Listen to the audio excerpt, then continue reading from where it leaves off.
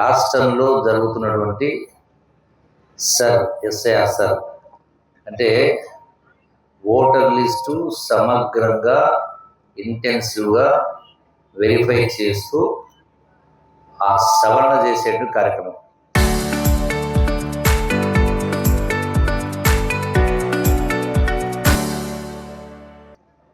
అందులో దేశంలో ఎప్పుడైతే ఈ యొక్క ఇంటెన్సివ్ ఓటర్ లిస్టు సమగ్రంగా చేసే కార్యక్రమం జరిగిందో అందులో భాగంగా వెస్ట్ బెంగాల్ రాష్ట్రంలో, బీహార్ రాష్ట్రంలో సరే ఇప్పుడు ఓటర్ల లిస్టు సవరణ చేయాల్సిన అవసరం ఉంది. ఎవరైతే చనిపోయిన వాళ్ళ పేరుంటే తీసేయడం, డబుల్ నేమ్స్ ఉంటే తీసేయడం, ఇది సహజంగా ఎవరైనా ఒప్పుకునే ఉంటున్న విషయం. అయితే దీని పేరు పైన దేశంలో జరిగినటువంటి సవరణ ఎస్ఐఆర్ దానిపైన అటు వెస్ట్ బెంగాల్ అయినా బీహార్ రాష్ట్రాల్లో ప్రత్యేకంగా కాంగ్రెస్ పార్టీకి సంబంధించిన ఓటర్స్ నేమ్స్ వాళ్ళ పేర్లు తీసివేసే కార్యక్రమం చేయడం జరిగింది. ముఖ్యంగా మైనారిటీలు, ఎస్సీలు, ఎస్టీలు, బీసీ సంబంధించి ఎవరైతే కాంగ్రెస్కు అనుకూలంగా ఉన్న వర్గాలవి అందులో నుంచి తొలగించబడ్డాయి. ఇలా రాజ్యాంగం కల్పించిన హక్కు ఓటు అనేది ప్రాథమిక హక్కు, ప్రజాస్వామ్యానికి పునాది ఓటర్ అనేది. సో అందుకని ఏ అర్హత ఉన్న ఒక్క ఓటు కూడా తొలగించబడకుండా ఉండాలనేది కాంగ్రెస్ పార్టీ యొక్క లక్ష్యం. రాహుల్ గాంధీ గారు బీహార్లోనే ఈ యొక్క సర్కు సంబంధించి పెద్ద ఎత్తున కార్యక్రమం చేపట్టడం జరిగింది. తెలంగాణ రాష్ట్రంలో కూడా ఈ కార్యక్రమం జరుగుతూ ఉంది. కాబట్టి కాంగ్రెస్ పార్టీ ముఖ్యమంత్రి రేవంత్ రెడ్డి గారు, అట్లాగే మీనాక్షి నటరాజన్ గారు, పిసిసి ప్రెసిడెంట్ మహేష్ కుమార్ గౌడ్ గారు దీనిపైన ప్రత్యేకంగా ఎన్నో సందర్భాల్లో సమీక్షా సమావేశం నిర్వహించడం జరిగింది. ఇందులో ఎవరైతే ఎలక్షన్ కమిషన్ ప్రతి బూత్కు ఒక బూత్ లెవెల్ ఏజెంట్ అనే పార్టీ పరంగా అధికారికంగా ప్రతి పార్టీ కూడా బియ్యం ఇవ్వడం జరిగింది. అధికారికంగా చట్ట భద్రతతో ఇవ్వడం జరిగింది. ఆ బిఎల్ఏ అంటే కాంగ్రెస్ పార్టీ బిఎల్ఏ అధికారంగా ఇచ్చిన వాటిని ఆ యొక్క ఎలక్షన్ కమిషన్ పరిశీలన చేస్తుంది. మనం ఎవరిని నమోదు చేసుకోవాలా, ఆ బిఎల్ఏ ద్వారా చేసుకునే కార్యక్రమం చేసుకోవాలి.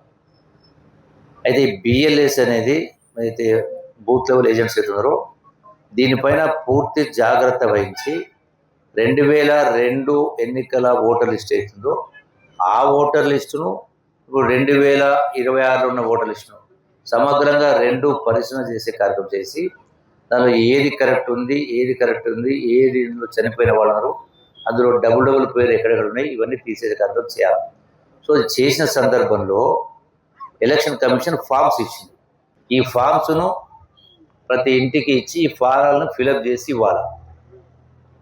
ఇందులో ఎవరైనా ఈ ఫామ్ ఫిలప్ చేసి ఇవ్వకపోతే ఆ యొక్క ఓటర్ లిస్టుకి వెళ్ళి పేరు నమోదు కాదు ఓటర్ లిస్టులో.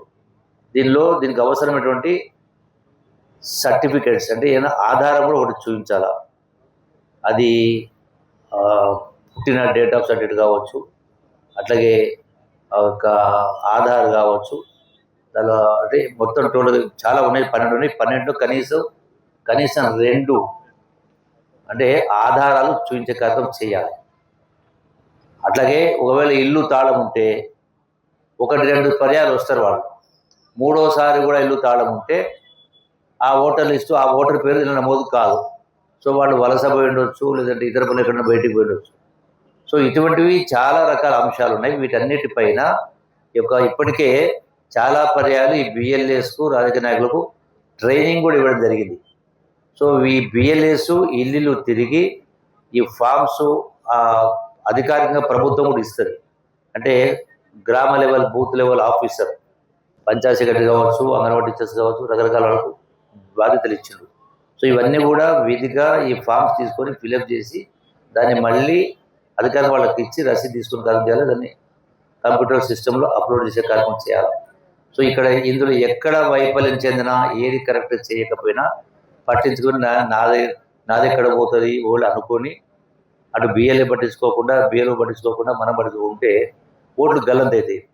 సంక్షేమ కార్యక్రమాలు, రేషన్ కార్డ్స్ కావచ్చు, ఇతర ప్రభుత్వం ద్వారా వచ్చేటువంటి అందేటువంటి లబ్ధి జరిగేటువంటి కార్యక్రమాలు ఉంటాయో, అది పెన్షన్ కావచ్చు, లేకపోతే రేషన్ కార్డు కావచ్చు, లేకపోతే ఇటువంటి రకరకాల బియ్యం కావచ్చు, పెన్షన్ ఇవన్నీ ఉంటాయి. సో ఇవన్నీ కూడా మనం కోల్పోతాం, నష్టపోతాం.